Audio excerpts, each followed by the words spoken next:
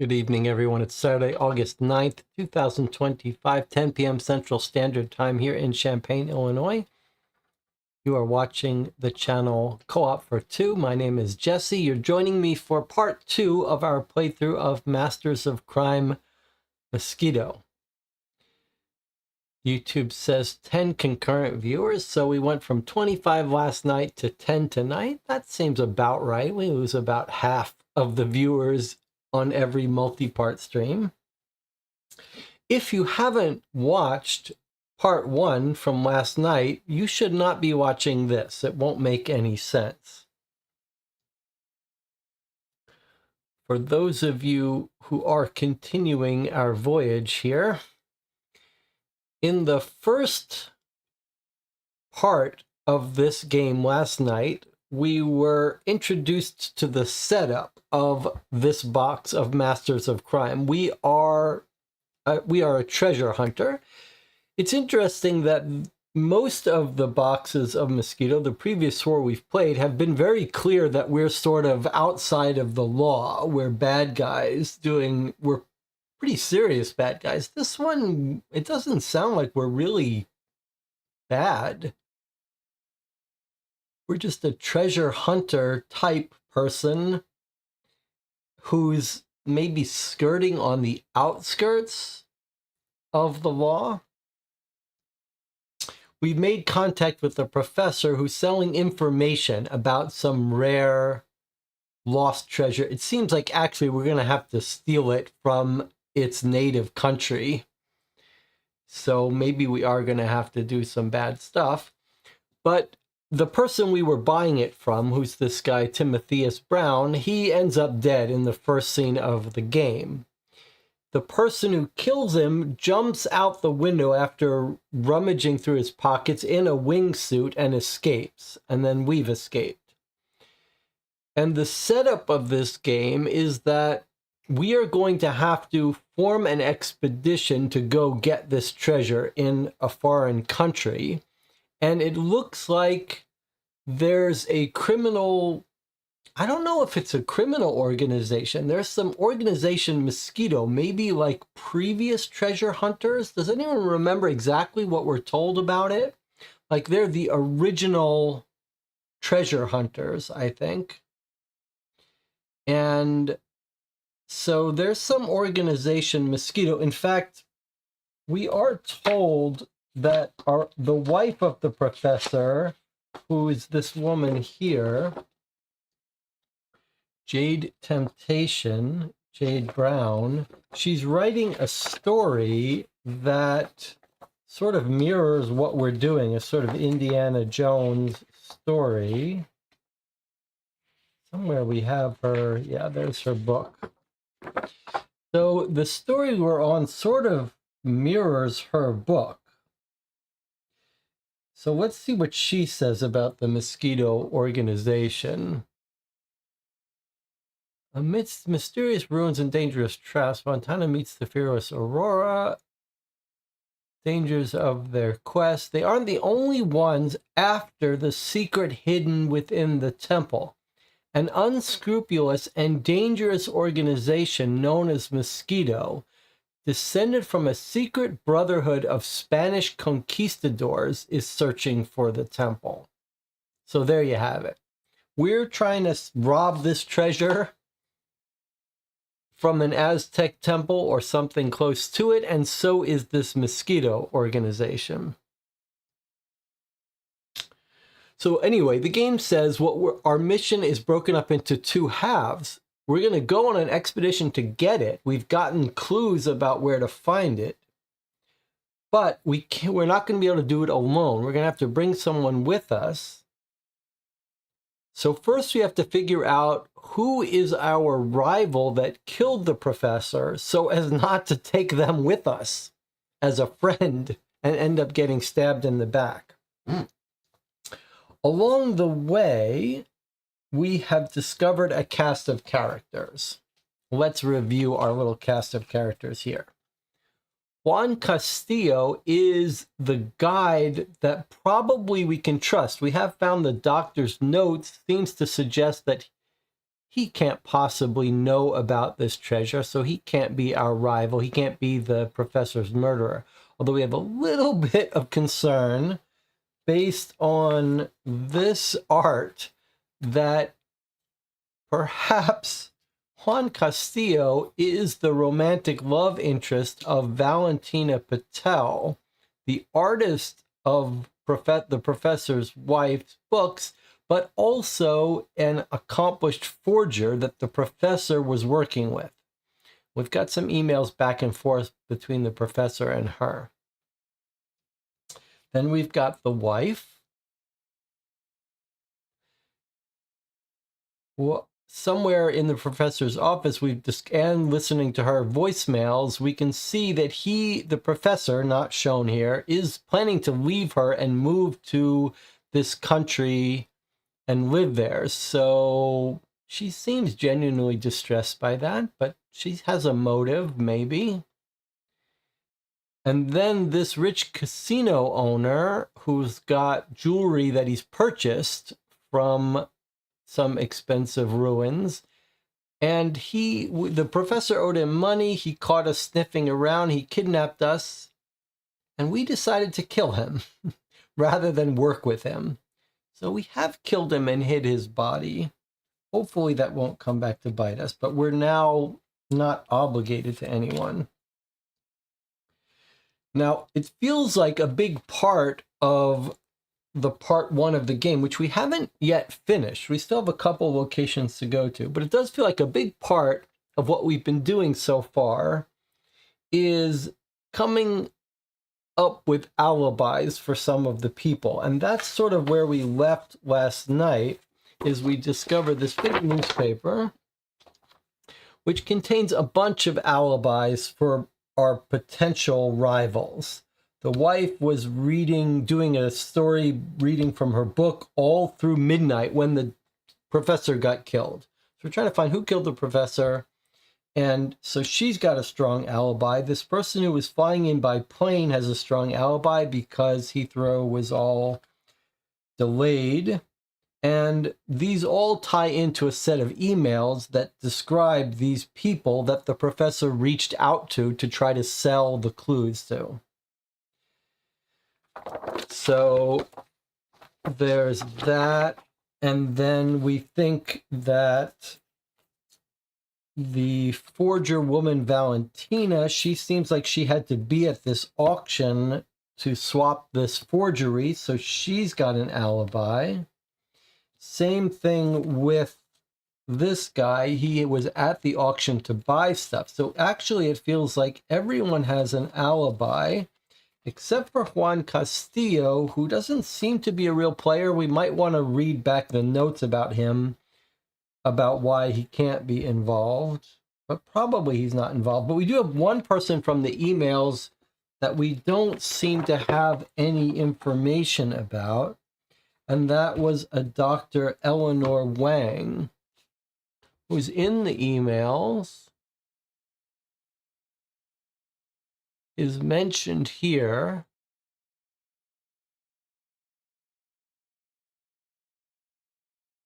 And is mentioned in the emails. So she might be our best subject so far. And that's the museum that we haven't yet been to. There are two locations we haven't been to yet that we've just learned about. One is this museum here, where Dr. Wang must work. And the other one is this London Relics and Curiosities, which we also have emails from, and they were the ones that were running or purchased some of the auction items. Is there anything I've missed before we get started here? Anything to recap that I haven't covered? Sarah says, I can't believe we killed the guy. Debbie says, it was kind of self-defense, given how he'd kidnapped us, was holding us against our will. Is this the first Masters of Crime game we actually murdered someone? Not counting plot-related stuff at the end. Yeah, we have murdered people at the end, but I'm not sure we've murdered someone in the beginning. We are getting more more willing to do bad things each of these boxes that we play.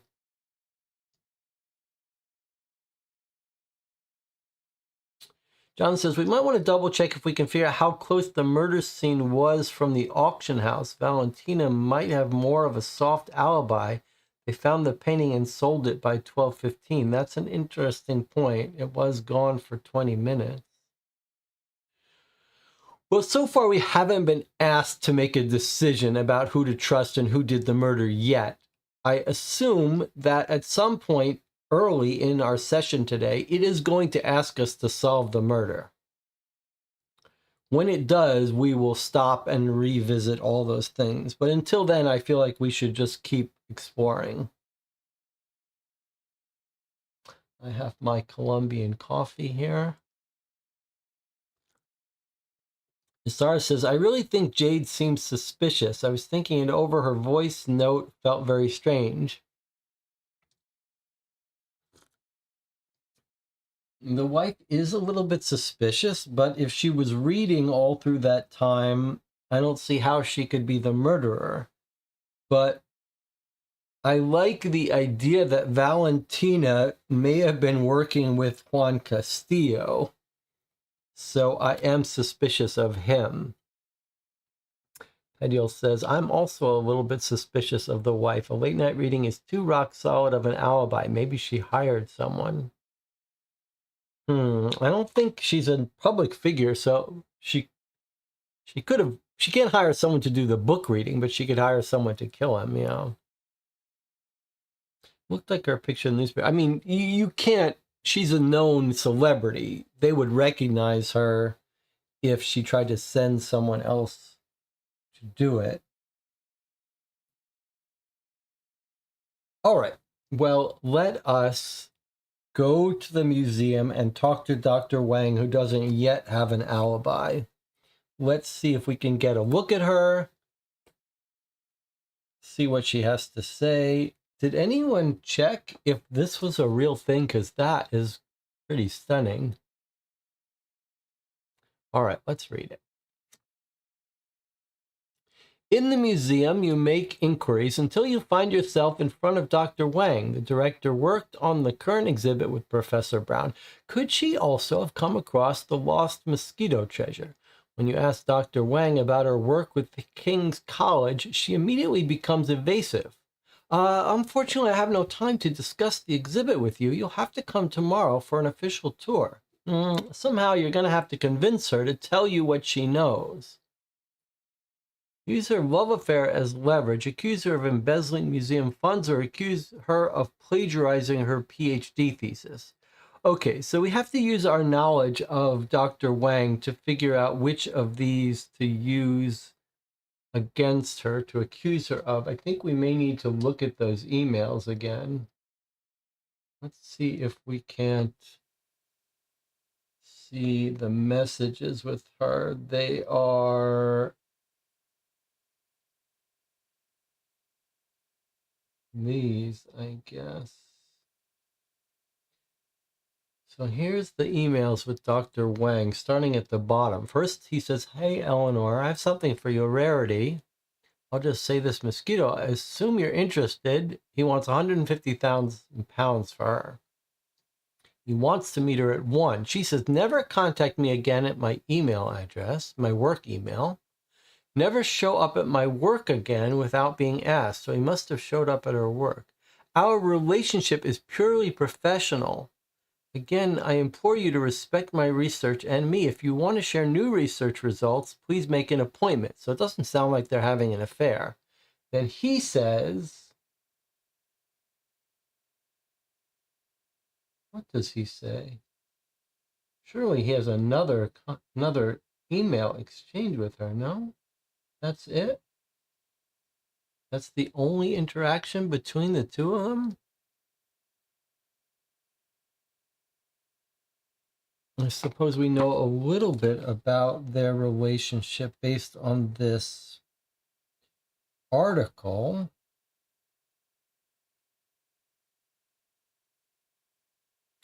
She's the director. She has loans for the exhibition. They're loaned out these items. Let's just look at this again. So this museum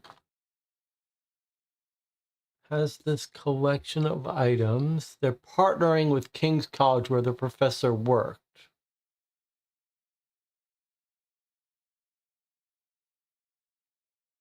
It's a collaboration led by Professor Brown.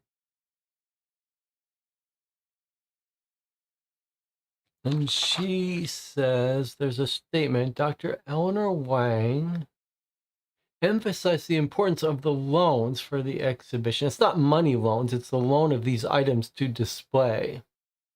She said, "We're honored to be able to present this unique exhibition. Important to emphasize all artifacts are on loan. They're going to go back to the country of origin." Dr. Wang's statement underscores the museum's ethical commitment to maintaining the integrity of artifacts, promoting mutual respect. So she seems like she's all on the up and up. And when he contacts her, she seems very professional about it. Respect my research and me. She only wants to talk about research. Somehow I thought we had a follow-up where he threatened her, but it looks like not. We do have... There's no message, although I can't see. There's no voicemail, but there is something about his desktop that has her book on it. Where was that?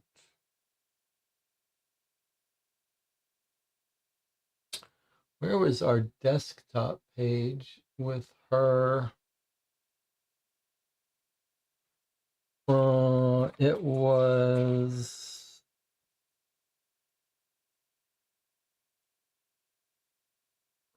We absolutely had a page at his office. This one here. I don't know why that's gone. Let's take a look at it. All right, so when we went to his office, we did see something in this book about her. Now, what was that we saw? The book on the Maya. Okay. You glance at the open page of the book. Professor Brown seems to have read something about so-called teakle steels. As far as you know, these are stone pillars that have enabled linguists to research a large part of the Maya writing system. This seems like maybe a clue about the nature of this treasure. Is that why he thinks Dr. Wang is going to be interested in it? Some Mayan thing. Let me look what the chat says here. The book is on the left side of the desk. Yes. Do we know who left the unknown voicemail? That's a good question. Let's check out that unknown voicemail. Where is that? I don't remember what the unknown message was. That's a very good question. Jonathan says, I think it's a clue she's copied her work from that book. Boy, that's a bit of a stretch, though, don't you think? Let's see if we can listen to this voicemail.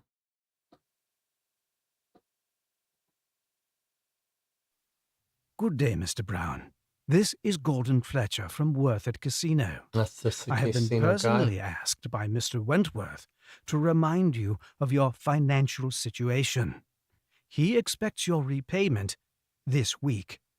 And oh yes, I should also compliment you on the wonderful blue dress your wife wore last night. I think we understand each other. Mr. Wentworth I think does not like to wait. We wondered what that is. The blue dress that his wife wore. I think that's a reference to him bringing a date other than his wife. But that's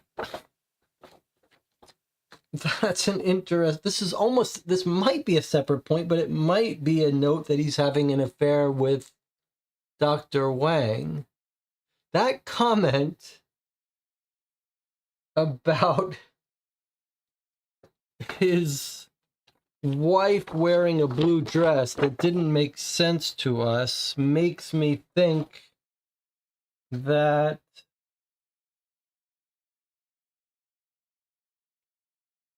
that person is accusing him of being at the casino with Vera Wang. I mean, not Vera Wang, with Eleanor Wang. Can we go to that casino? Is that a place that we forgot to visit? Chips from a London casino. Like, I'm wondering whether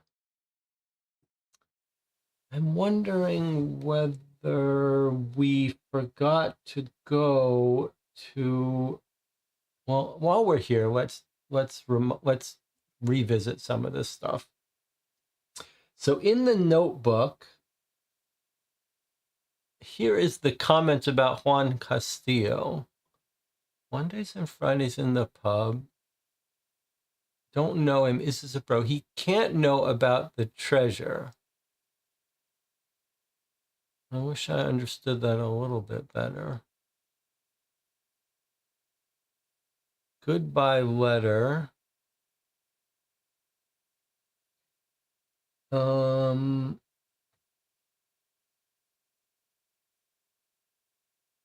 This thing says regards reading for next semester. The smartphone had the voice messages.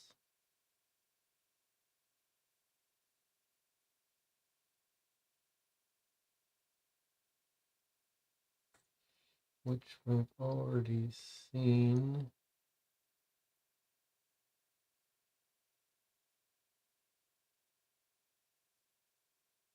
Is there really no way to go to there's nothing else to click on that we've missed, right? The book on the Maya, the smartphone, the stamp is for the forger, the password is to log into the website, the monitor was for the login for the email.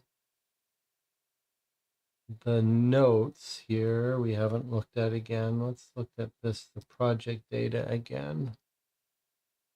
Envelope 2 was the project data. That didn't help us. The poker chips just tell us that he was owed money to this casino. The cigar box had what in it? 7,000 pounds of Mexican pesos, suggesting he was going to leave town. I think we did hear about the name of the casino, though. It was the hedge fund stuff.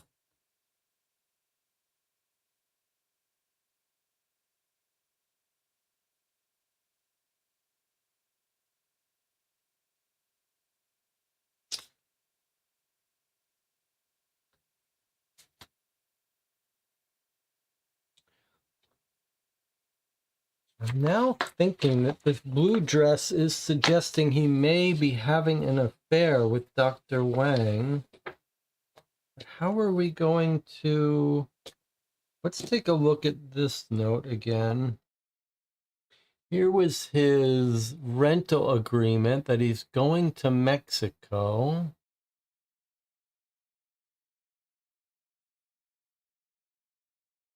He's talking to his wife. He's lying to everyone about where he's going. Doesn't really help us. Then there's this odd message that we still haven't totally figured out. Not sure we found the grave. We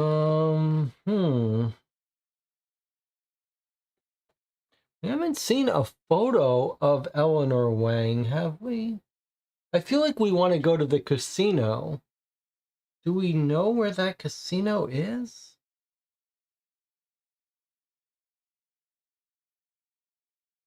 Where's the voice? Where's the emails again? Let me look at Worth It Casino.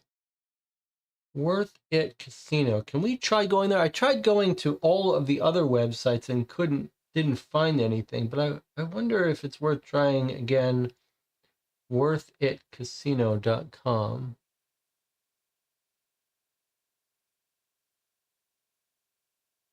Let's see if we can't open that up. I don't think so. None of the other sites could be opened it up, but let's try worthitcasino.com. No.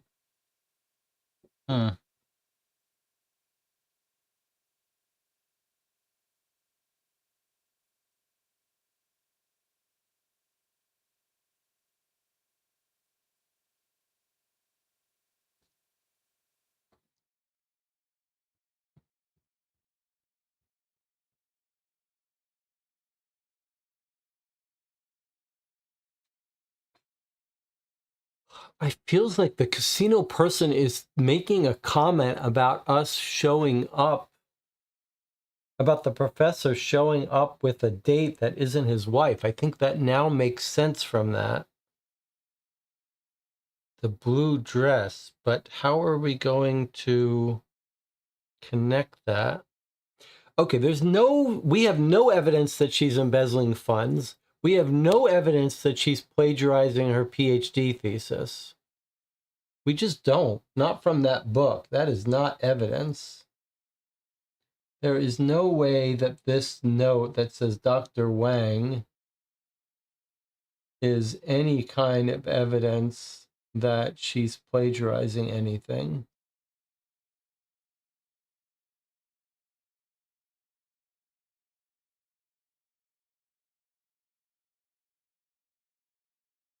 And her whole email is about, let's keep this professional, although he did stop by her office. She says, don't stop by my office again, but it just feels like that's so slim. So I feel like we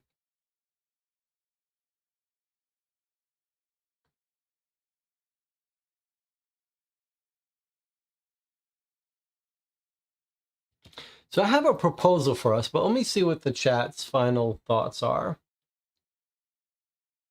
I think the casino comment is just saying he has a lovely wife. He doesn't pay, they'll beat her up. That's an interesting idea. 1 is written in a way we know it. 2 and 3 are written in a way that are just accusing. I don't think we have any proper evidence for any of them. Can we try the other location first? That is my suggestion. That is absolutely my suggestion. It's something we've often wondered about. Like, when you read that, are you allowed to leave there and not and go someplace else? We don't ever do it, but I think this is absolutely a time when we're going to not go to the museum right away. We're going to leave the museum and go to the pawn shop and see if maybe this is someplace we want to go. All right, let's walk in the pawn shop and see. The pawn shop is so full of jewelry, art, and junk, you don't notice the woman behind the small counter at first. She looks at you critically and barely acknowledges your nod of greeting. Lydia Banks is a big name in the underworld. Her shop is known for trading in stolen goods. You don't know her personally, but like most people in your field, she doesn't seem particularly talkative to strangers. Understandable. After all, every piece of information you share is a piece of the puzzle or another treasure hunter who could get in your way later. To get the pawnbroker to talk, you'll have to engage her in a professional discussion that she finds exciting. Maybe she'll let 1 or 2 interesting details slip. Which culture do you want to talk to her about? Now, Lydia Banks did come up, and I think it came up in the auction. So let's see. There she is. That's where we learned about her place. So let's see.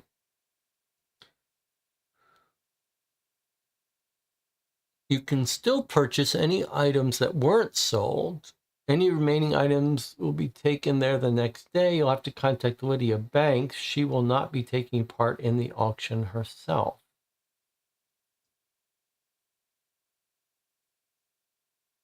I mean, we know our stuff is about buying stuff.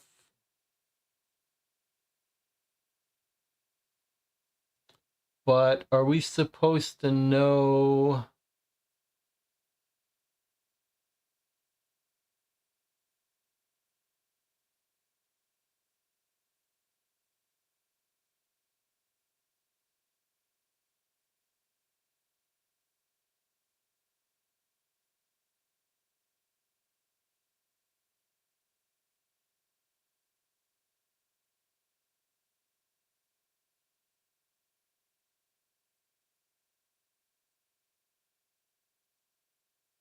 Not sure we studied these other items yet.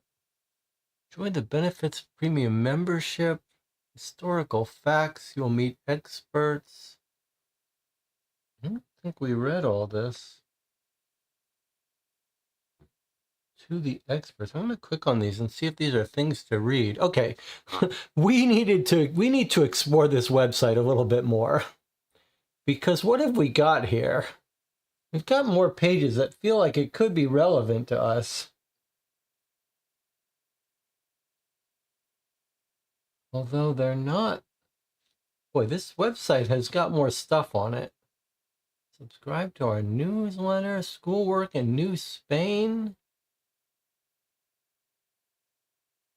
Why are there so many things to look at?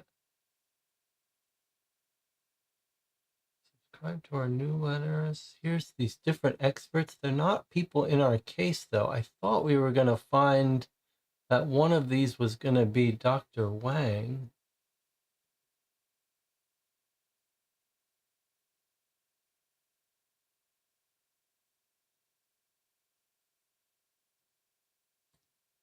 Who are these people?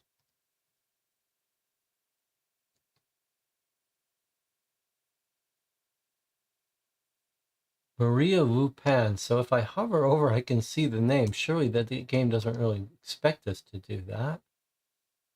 Yusuf Usman. Ali Mordecai or something. Who's this? Christina. These don't seem like they're relevant for us. It's kind of just weird that there's so much here. What if we click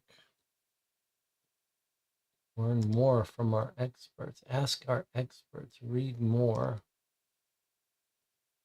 Weird. Okay, that's the experts page. Subscribe to our newsletter. This is just kind of weird.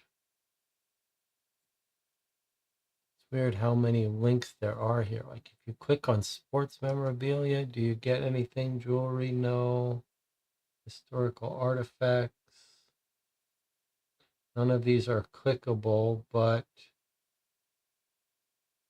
find out more gets us to the auction. So most of these links get us to the auction.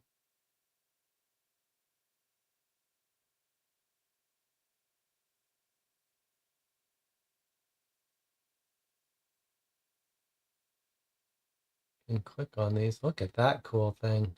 Venetian art.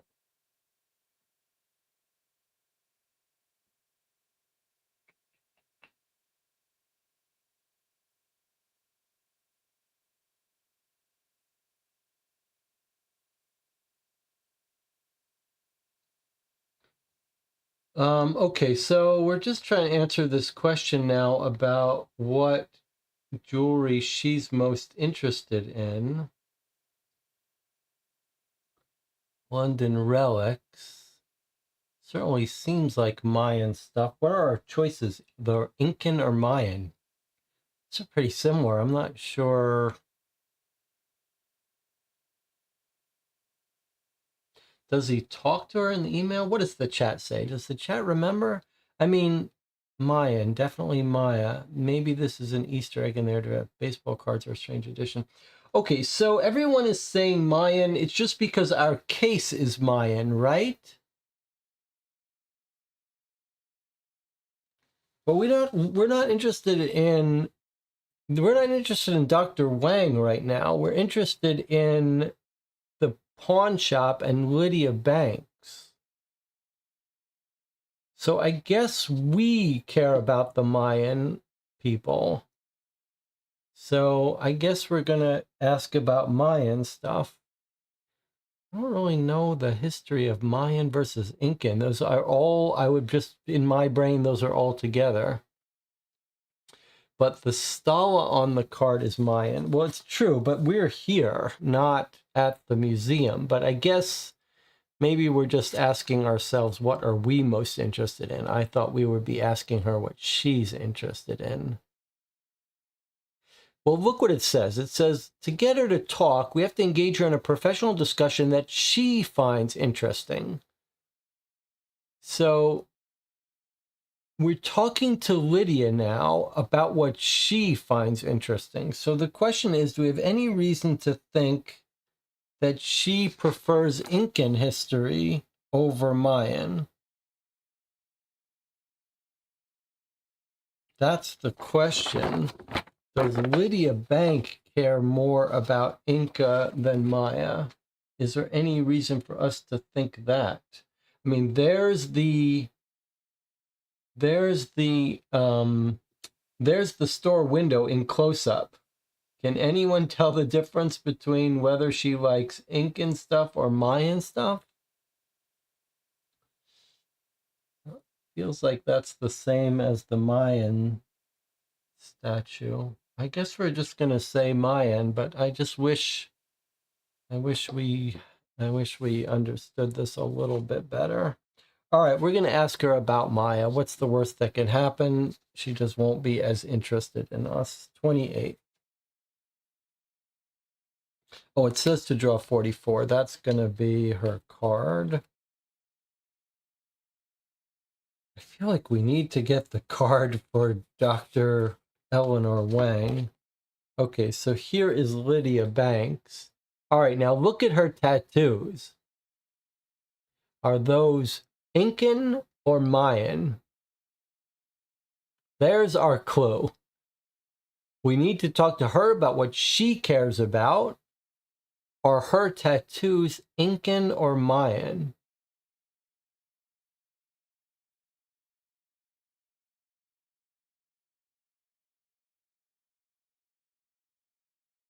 That's our clue. She's wearing her interests on her arm. Melissa says they're Mayan.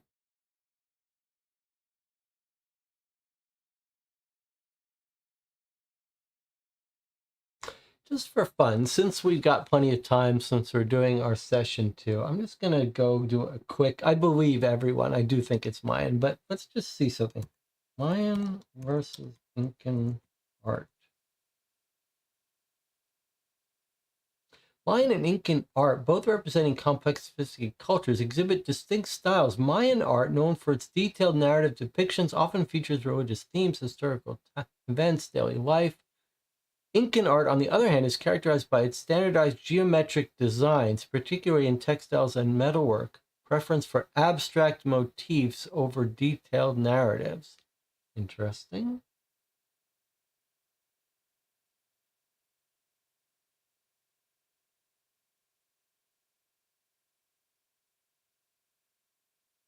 Look at the calendars. Has anyone seen this movie? What's this movie called? It's Mel Gibson's movie, filmed without any dialogue in English. It's a great movie. I can't remember what it's called. Does anyone remember?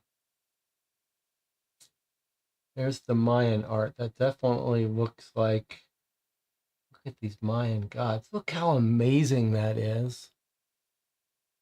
Apocalypto. Apocalypto is the movie. Okay, you've got your homework now for today. If you haven't watched Apocalypto, go watch it. It's pretty amazing movie. All right, so look at how cool this is.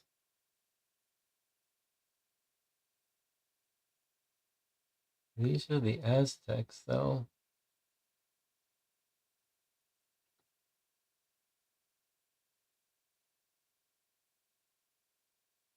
There's the Maya. That looks more like the style of what she's got her tattoos to me.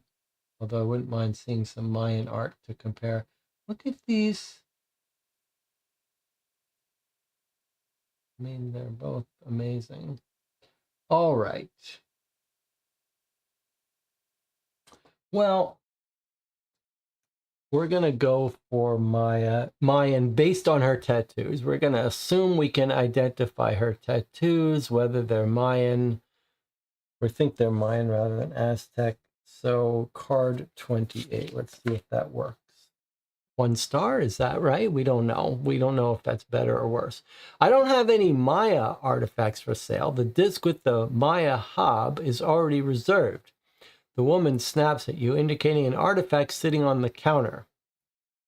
Well, maybe we should have been able to see the Mayan calendar or disc. Okay, doesn't matter. The idea of a professional discussion still doesn't pan out. You seem to have chosen the culture that fascinates her, but the idea of a professional discussion still doesn't pan out. When you change tacks and mention Professor Brown's name, she shuts you down completely.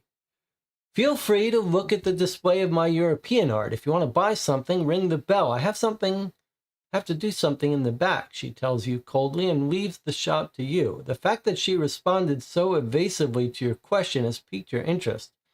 You don't look at the European art, but explore the area behind the counter. In one corner, you'll find a small safe. Bingo. Now you just have to crack it. Okay, that sounds intriguing. We're going to crack into the safe here. We got rid of card 29. We've got a code to enter, but no envelope.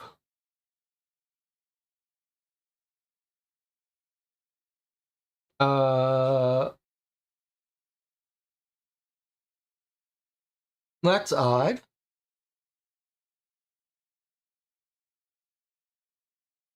All right, well, we're supposed to search for the Maya Hub. Let's look at that. But why is there no envelope? That's confusing.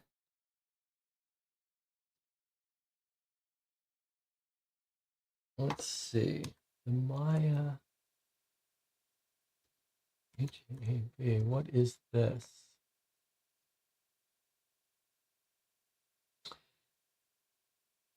The Hob is part of a Maya calendric system. It was a 365-day calendar. It's going to be the tattoos on her arm, isn't it? It's going to be the code on her arm. Absolutely right. Jonathan figured it out. Jonathan suggested. She's written her safe code as a Mayan months on her arm. That's exactly what has happened here. All right, then where is she?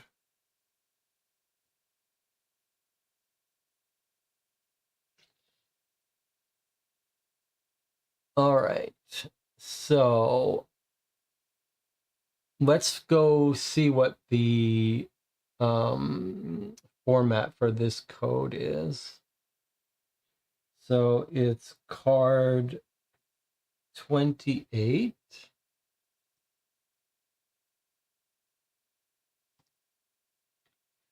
What combination do you want to try on the 4-digit lock?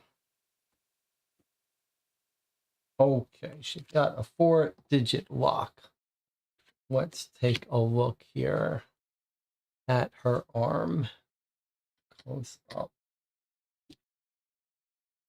I suppose it could be elsewhere, but okay, 4-digit code. There it is, nice and clear. Probably, if I had to guess, do we think maybe 2-digit? Because this one looks a little harder to identify, but maybe we'll find it.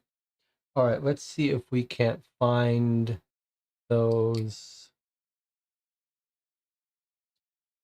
items.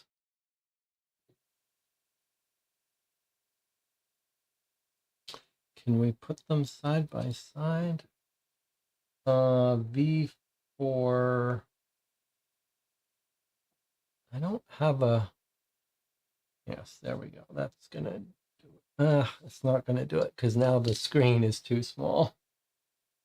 But maybe, okay, maybe we can do it. What have we got? This big black mark.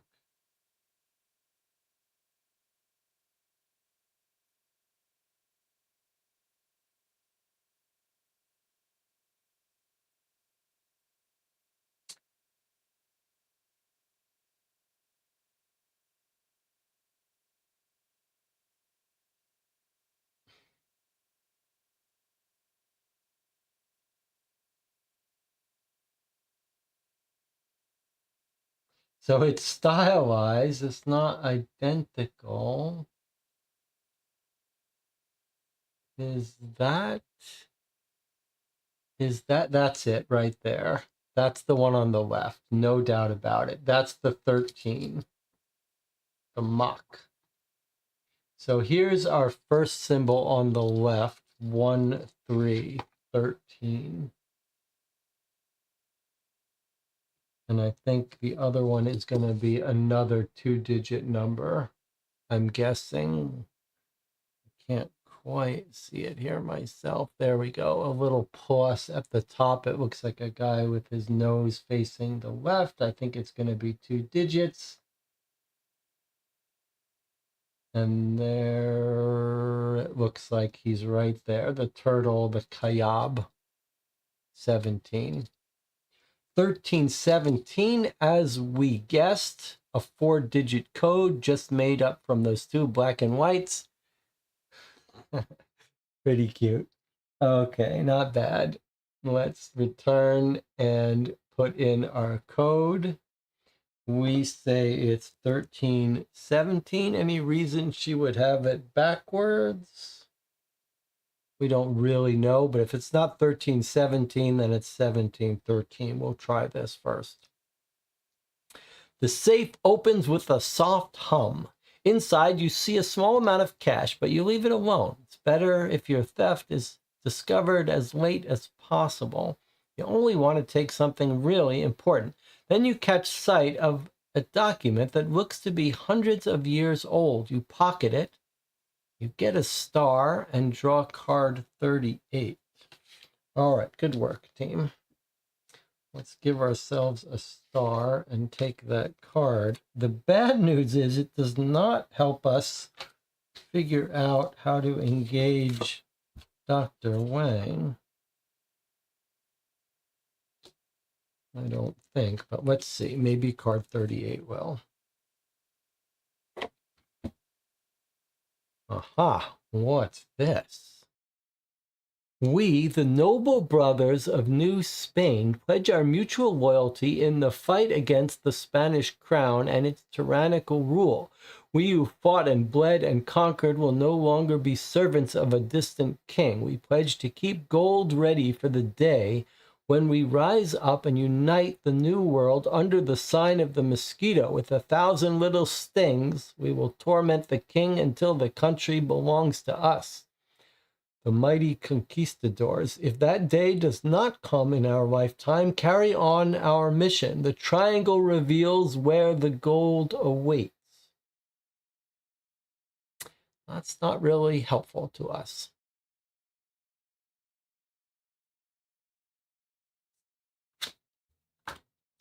But we will add this to our collection. There's Lydia Banks. Do we think Lydia Banks is part of the Mosquito organization? Quite likely, it seems. I can't help but feel we've missed something, but I don't know what.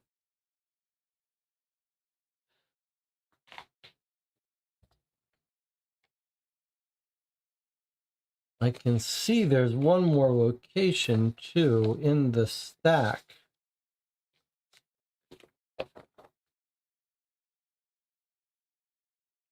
Is there a website we've forgotten to go to somehow?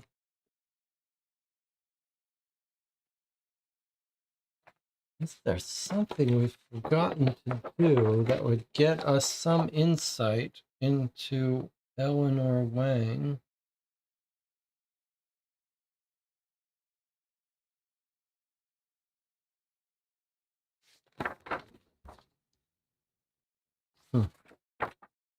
All right, let's see what the chat thinks.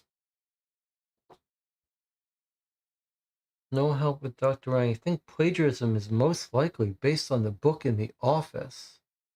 Is Lydia in the suspect list? She is. She's now in our collection here. Lydia, Juan Castillo, Leopold Wentworth, Jade Temptation, Valentina Patel.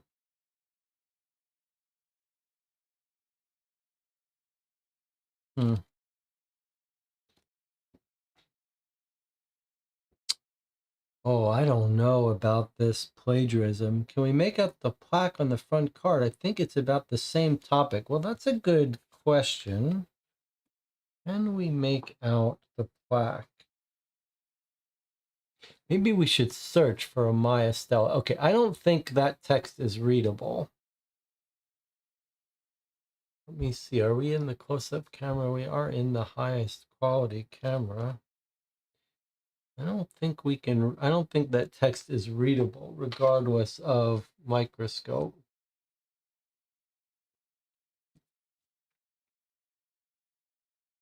However, and there is no internet search here, but we could look it up. I don't know how that's going to help us figure out here.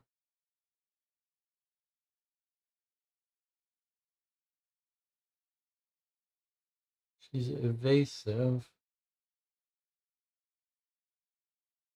Accuse her of embezzling museum funds. Surely we have no evidence about that. Plagiarizing her PhD thesis. I just don't.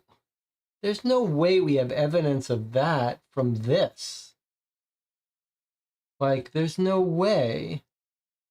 There's no way this is evidence of plagiarism. Like,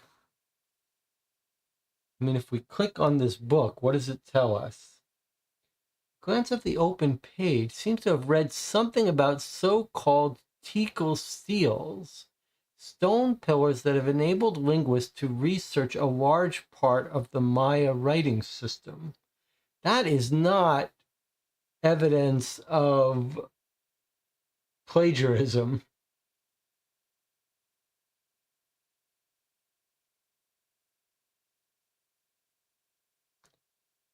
That has nothing to do. I don't know why it says Dr. Wang, but for all we know, this is her book. Like, we just don't.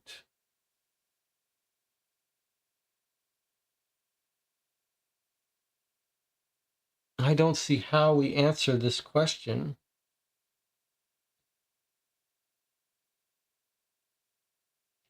Let's take a look at that email again. See if we can pick up whether there really is an affair. Precolumbianculture.com. Did we try going to that website? I mean, we've tried going to all of these, so I don't see how. Let's look at this again. Hello, Eleanor. So he's referring to her by first name. That's our first clue.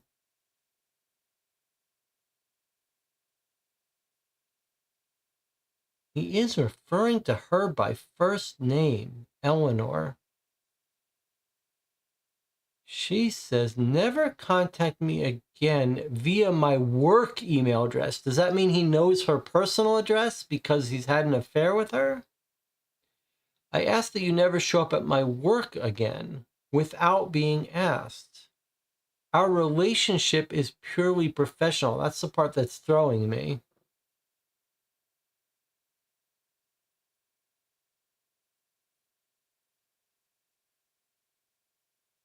Never contact me via my work email address. That sounds like he has her personal address. If she's saying our relationship is purely professional, is she meaning that now it's purely professional and before it wasn't? Why does he know her first name? Why does he have her personal email? I'm thinking they had an affair.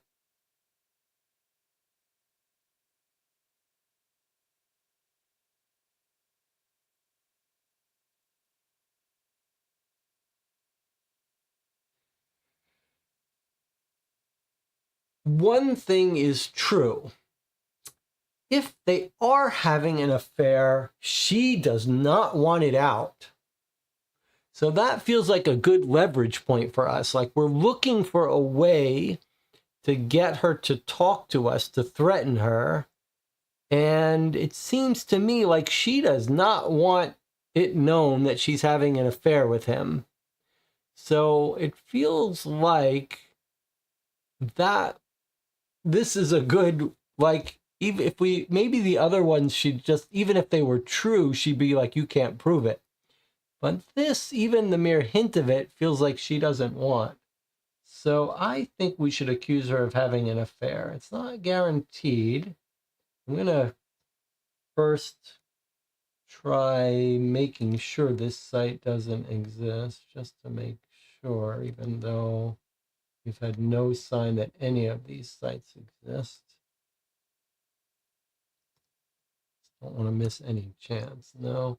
All right, I think we're going to accuse her of having an affair with the doctor.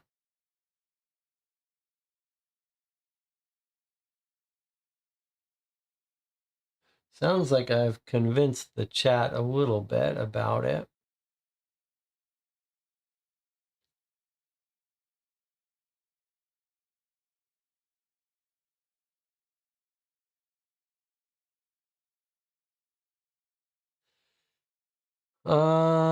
Let's see. Saul's is saying that the nature of the question, like one is accused, one is we know about the affair. Demi says, should we check the news article again?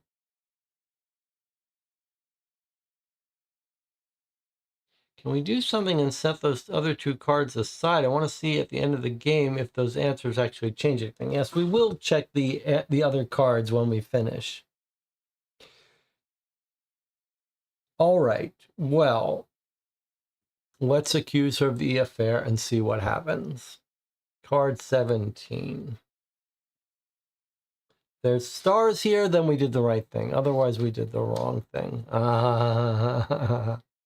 When you threatened to make her relationship with Valentina public.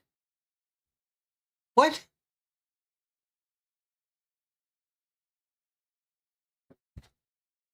What?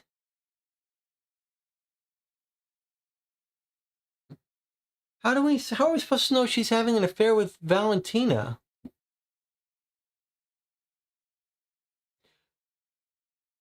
Professor Brown has been researching a specific system of indigenous symbolism, coincidentally an area in which I did my doctorate. I refused to show him my private research. Professor Brown was extremely insistent. You let the information sink in for a moment. Dr. Wang still seems agitated by Professor Brown's intimidation tactics, but you can't leave the museum without seeing the information that Professor Brown so desperately needed. After you make another reference to Valentina, Dr. Wang hands you a photograph. I have important meetings to attend to. Mr. Delgado is giving a speech today, and I have to visit him at his hotel. She ends the conversation and leaves the museum, leaning heavily on her walking stick. You follow her discreetly to the hotel. You know the politician from the news. If he has something to do with this, you need to find out more about it. Well, that's the last location. Boy, that's bizarre.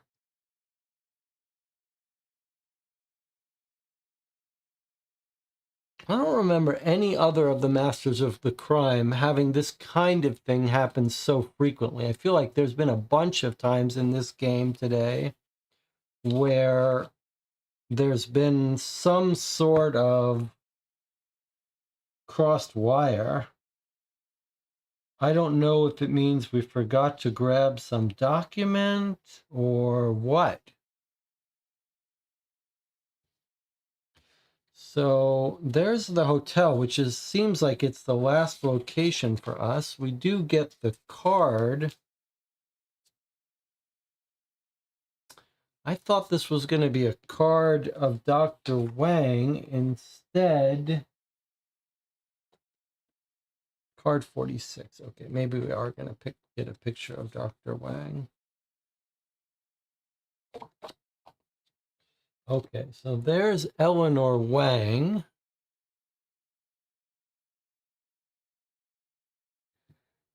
Okay, so look at what was supposed to happen. Look at what was supposed to happen. This is a great example of the exact problem that we keep mentioning every game, and now we've caught them. We've caught the game in a compromised position. Look at this. Here's the museum. Here's the question. Now look what's down here. Draw card 46. Whenever we get this situation, we say, are we supposed to draw this card first? Surely not. We're supposed to do this in order. But I think now that the idea was that if we were to draw this card, then what? We would be able to match this picture up with the art from the book and realize that she is the one that Valentina was having the affair with because of this. We thought that was going to be Valentina, the artist, but now it looks like we were supposed to assume that she's used Eleanor Wang in her drawing, and that's how we were to conclude that she was having an affair with Valentina, which would require us to not make this decision first, but grab this.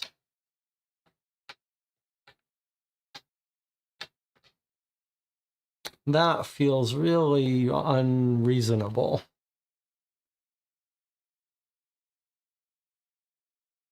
That feels really unreasonable. All right, but regardless, and we got it right by mistake. All right, there was another important point in the channel. Better to be lucky than good. All right, okay, let's see. If she was on a walking stick, I doubt she was in the air gliding after killing someone. Good point. I think that is a good point. I think that is a good point about her walking stick, meaning she probably is not the person who escaped on a wingsuit. All right. So now we know how we were supposed to guess that she was having an affair with Valentina. Let's not forget to give us the 2 stars. I didn't give us the 2 stars at all. In fact, did I give us any? Was there any other star I was supposed to give us? I feel like I forgot to give us a star. Did anyone watch whether you get a star? I don't think I gave us the first star or the other 2. Okay, someone has to correct me if I gave us the star for the safe and the 2 stars here. I don't think I did because I was using a different color. Someone tell me if I already did stars. All right. Well, anyway, we did this. We did this. We don't get to open 18 or 19. We'll look at those when we finish the game. We did get this from our discussion. A Maya carving indicates fatal danger used to warn travelers about certain routes. Okay, so when we go on our expedition, keep your eye open for that.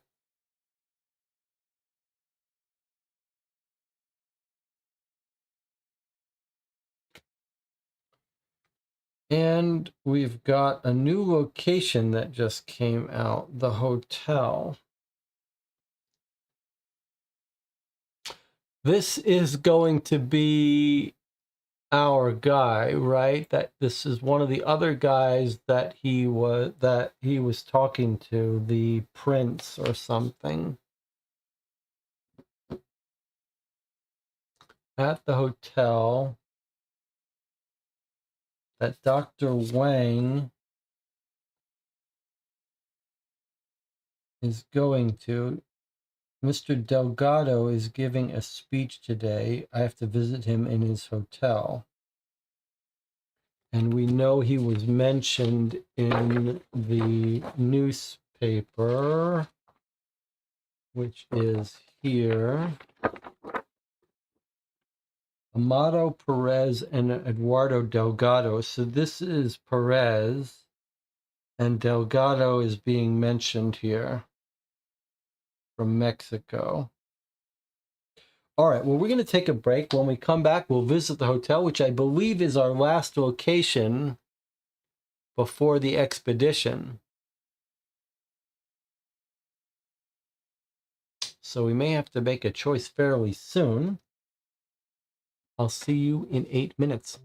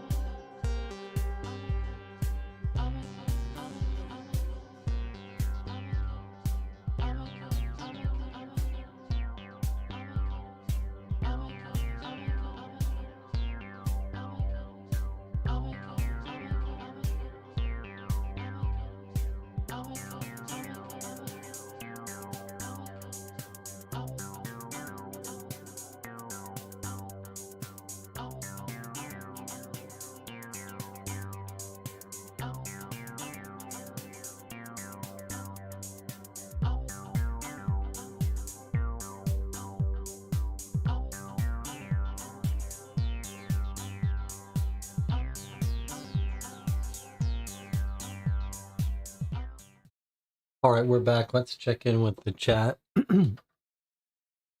So we're saying, who is the killer now if we're ruling out Dr. Wang because she walks with a cane? And I'm thinking now it's Lydia Banks, We know she belongs to Mosquito organization. We know she wasn't at the auction herself, so she's a very good candidate. Lydia Banks does look suspicious. It would be nice to get some more information. Debbie says, are the green stars from today? If so, they should be a fourth one, either from the safe puzzle or from correctly guessing Maya versus Link versus Inca. So have I... Yes, it looks like I've forgotten to add one. My intention is that the green ones are from today, but I need some verification that I didn't add stars blue today, because I do have blue here. So I guess we'll check that later. All we need to know to confirm is that I didn't add any blues today. We'll revisit that, though, before we calculate our score. The suspects left without alibi seem to be the museum guy and Lydia. Who's the museum guy? We do have Juan Castillo, the pub guy, who Professor Brown's notes said shouldn't know about the treasure, but because he wasn't contacted about it. So who is the museum guy? Valentina could have told Juan. We used to think that Valentina was having a love affair with Juan, and so she could have told Juan. But now that we're convinced that Valentina is having an affair with Dr. Wang, we have no reason why anyone would have told Juan Castillo. So actually, we don't think that anymore. And the museum guy is Eleanor Wang. So it's really just Lydia Banks now and this guy we're just about to talk to, although we think that he's been at the airport. But let's go take a look. So here he is coming into Heathrow, more confirmation. And we know who he is because we know Wang says she's meeting Delgado. So let's see what this says. The politician is sitting in the lobby of London's most expensive luxury hotel, waiting for his personal driver. You briefly consider pretending to be his driver, but then decide you don't want to waste any time. Senor Delgado, I'm pleased to make your acquaintance. We share a mutual friend, Professor Brown, and a common interest in excavations. I assume you have a few minutes to talk to a like-minded person about your recent projects. You begin the conversation as you sit down next to Eduardo Delgado. My recent projects? What exactly do you mean by that? He replies gruffly. We can ask him about the project in Leon de los Aldama or ask him about the project in Colima. Now, we know this article is about him.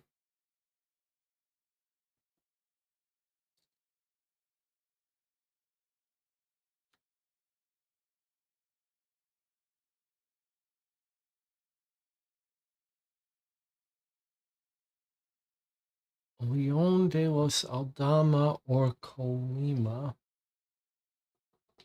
So I think this is a little bit of a trick question. Yes, I think basically what we're meant to figure out is that Eduardo is this guy, the Mexican prince, and that this information about Volcano and where he is should tell us that he's in Colima, where he's doing something illegal. So I think this is a trick question.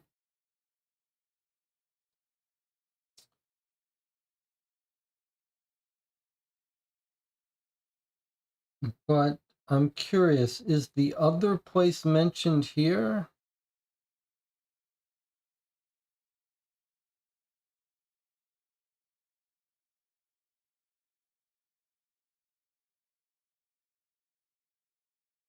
So in part one, I think we came to the conclusion that Colima was the volcano air place in Mexico.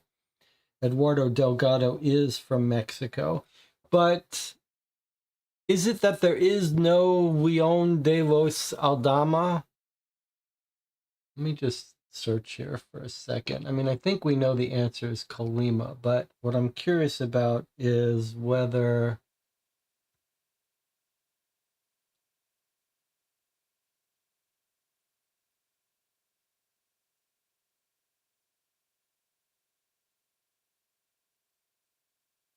so this is another place in Mexico in Guanajuato.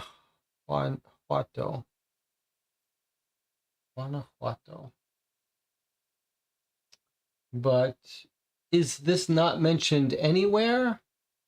And it's just to distract us, or is it mentioned somewhere and we're convinced it's not where we want to go because we want the volcano Colimo? I thought we were going to find that place here in the article, but it seems like it's not even going to be mentioned in the article. All right, first we're going to realize that the game is broken a little bit in that we should be drawing this card first to get a look at him.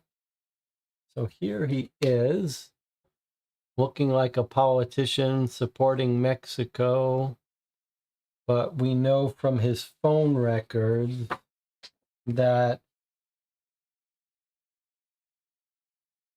he's doing some illegal stuff. We know he's in Colima with the volcano, so we're going to ask him about Colima, card 36. Here we go. After a few moments of silence, the politician shrugs his shoulders almost imperceptibly. So, you know about my collaboration with Professor Brown. When you nod, he continues, then you should also know that this cooperation has brought me a certain level of prosperity. I enjoy my life. I would do a lot to keep it that way. When you don't reply, he adds, but I guess that doesn't intimidate you.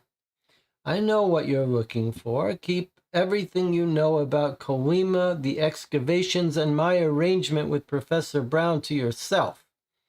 And in return, I will tell you what I know. Do we have a deal? He waits for your nod of agreement before he speaks again.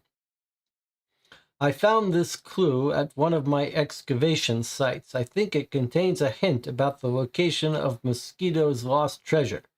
Use the information well and let me know if you're interested in a collaboration. After handing you a note, he stands up and leaves the lobby, and we get a star. Okay, so I'm giving us our next star. And we get rid of 35, the answering wrong, and he gives us card 37, which is the clue. The last temple lies southeast of the village. It honors the god of fire. The distance is far before the jungle is left behind. Don't despair. At the end of the path, the treasure awaits. So it looks like maybe we're meant to put this note on here and maybe this note on here. Or no, I don't know if that's considered a treasure hint.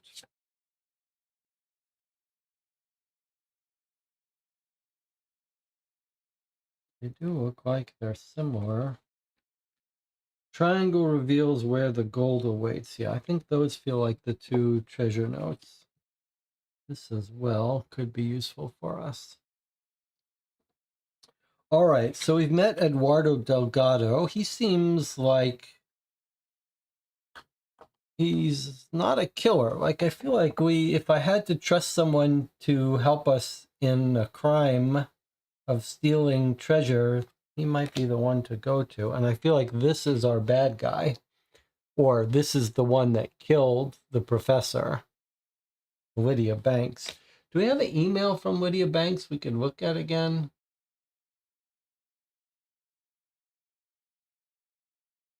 She's at what? Do we have an email? Yes, she's here. Let's take a look at this back and forth. Here's the email to Lydia Banks. I know we don't know each other personally. I have something for you I'm sure will interest you. A rarity, a treasure map, He wants 200,000 pounds for it. He wants to meet her at 3 a.m. She says, agreed. You'll receive half on site, the other half one day after handover. He says, nope, it has to be all in full. She says, okay, I'll bring all the money, but God have mercy on you if you try to rip me off. We should point out that he did have more. He was clearly going to rip her off by giving the clues to other people. So it would make sense that she would kill him in anger even. No wingsuit behind her, huh? Like no convenient wingsuit sitting on a table somewhere. She does look athletic, though. I think that's our most likely culprit. Okay, so now we're at an interesting situation. Because there's no more place for us to go. So let me show you. The top card on this deck says, stop, put this at the top. But look what we've done all the locations and people were intervening. And now we've got this card. When this is the top card of the stack, you have all the information you need to solve the murder. Play through all the location cards and make your decisions. In order to solve the murder, you'll need to answer 3 questions. Who was offered the coordinate cipher for sale and therefore knew about the meeting on Tower Bridge? Who did not have an alibi at the time of the murder? Who did not have the ability to make an escape from Tower Bridge? And then go to the website to solve it. Okay, so this is exactly the thinking we used. Who is offered the coordinate cipher for sale? That's our email list right here. So who are we looking at? The casino owner, that's the hedge fund. Is that the hedge fund guy? I guess that's someone different.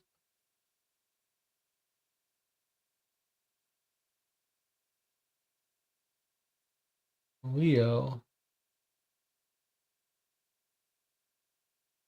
Wentworth, that's the casino owner. Okay, so this one and the first one here are both about the casino. Okay, Leo W here is our hedge fund owner, manor house guy that we murdered. Now, that doesn't mean he couldn't have been the murderer, but we don't think it's him. We know he was at the auction during the time of the murder buying stuff. So it's not him. The next one is Lydia. That's the one we think it probably is right here.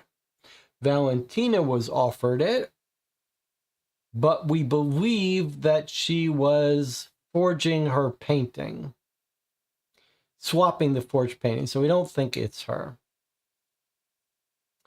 Dr. Wang is here. She falls under category 3, who did not have the ability to make an escape. That's our reason for eliminating her. The Mexican prince is the guy who's flying into Heathrow, couldn't have made it in time. Treasure hunter, that's us. So that's our people. And the wife, who's not on this list, but may have known, because she had access to all the professor's documents, she's alibied by giving a talk. So that leaves only Lydia Banks. And just to remind you that we're told explicitly that Lydia Banks will not be taking part in the auction herself. She has some other thing she has to deal with, and we think that's the murder of our professor.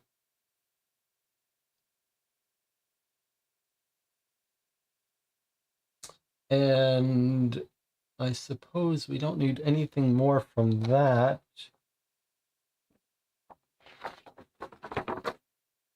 let's just take a look at this auction again and make sure if there's anything about Lydia here that we don't miss it. So here they are talking about the auction. They couldn't find the painting. 20 minutes, combed the room, then they found it. I don't think that doesn't give Valentina time to do it. So that's it. I think we have our killer, and I think it's Lydia Banks. The reason we can eliminate Juan Castillo is because he didn't know about the treasure, according to Professor Brown's notes. So I think we have our killer.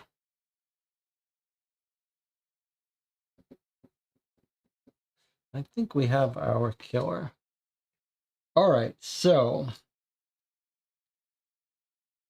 can we answer these three questions?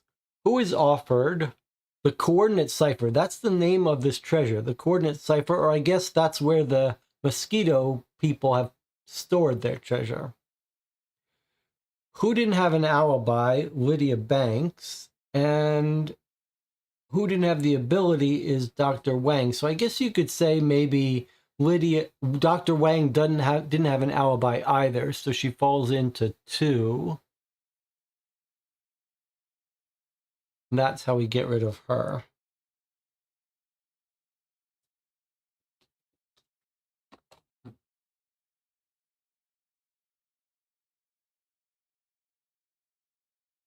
And remember, we found Mosquito note in Lydia Banks' safe that suggests she's part of the organization.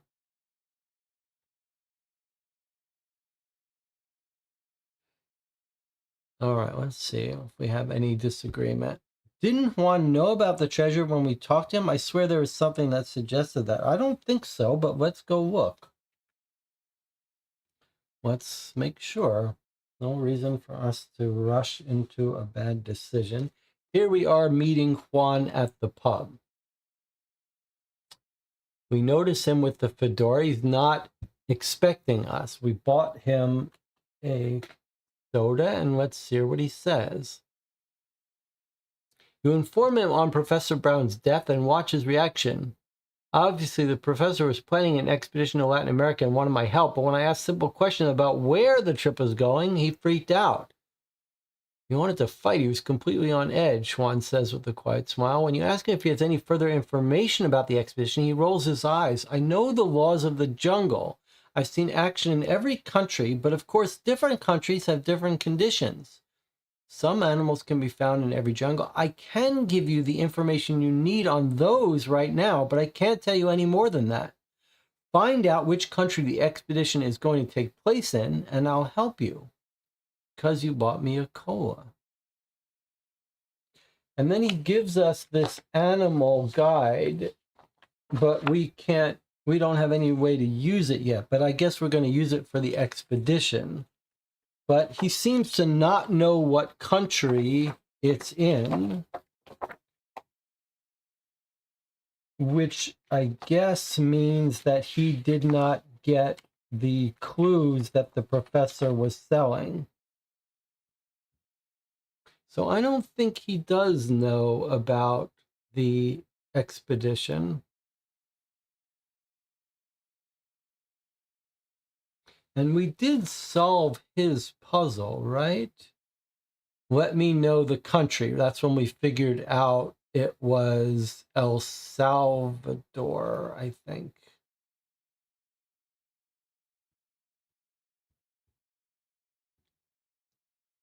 So I think that clarifies that. He just knows about animals, but he doesn't know about the expedition. He just says the doctor was trying to hire him, which is consistent with this notes. Remember, these are the notes about Juan Castillo. He says, Juan Castillo, jungle guide. He's in the pub on Mondays and Fridays. He's the best guide. He knows flora and fauna. He's strong, but he can't know about the treasure. And I don't know him well. So he doesn't know about the treasure. explicitly he doesn't know about the treasure. All right, so let's go to this website that it wants us to go to. Mosquito solution of the case. Maybe we don't have to do that. Maybe we can just go to the page here.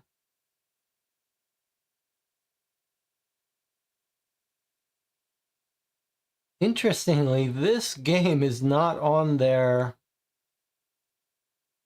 it's not quite on their website yet.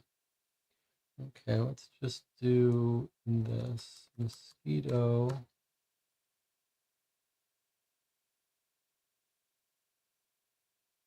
Solution of the case. Why did they make it so complicated? Okay. When card 49 is the top of the stack, you can solve Professor Brown's murder. Go through all the evidence and clues, check the motives. If you're sure you can clearly identify a perpetrator, click on the button below to proceed to solve the case. Don't worry if you make a mistake, you can look at the clues again.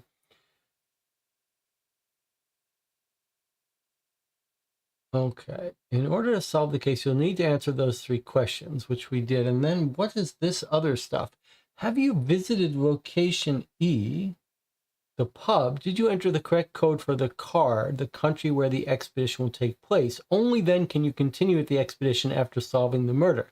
If you've not done this, go enter the code. Okay, we did, so we are ready. We did find it's in El Salvador, and so we're ready to solve the murder. Who murdered Timotheus Brown? Okay, ready? Do we need a vote? Let's have a vote. Get everyone on the record. All right, what's it going to be?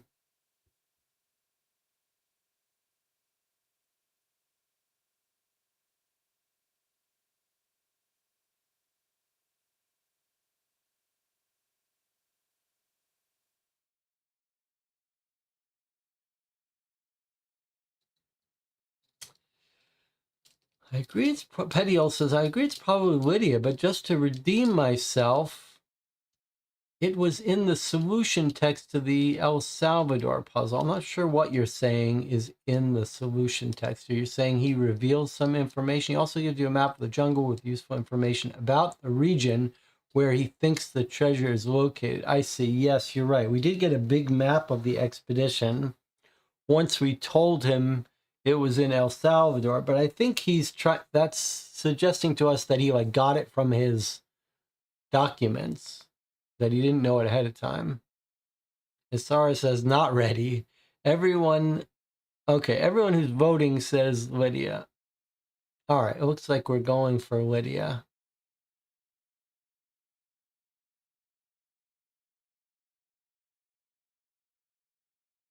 Looks like it could be in better focus too.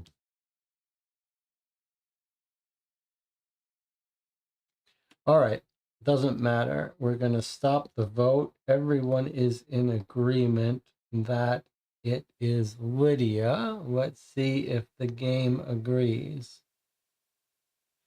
You have the culprit. It was Lydia Banks. I guess I can't do it any better than that. The realization comes as a shock to you, but it's clear one of the biggest faces in London's artifact smuggling business is a member of the Mosquito organization. And not only that, she's willing to kill for them, just to keep knowledge of the treasure a secret. You hope her arrest will slow the group down a little. You have gathered enough evidence to put Lydia Banks behind bars. After submitting your research and evidence to the police in an anonymous letter, it doesn't take long for the officers to take the artifact dealer into custody. Hopefully that will distract Mosquito long enough for you to beat them to their lost treasure. You get 3 stars. All right, let me give us our 3 stars here.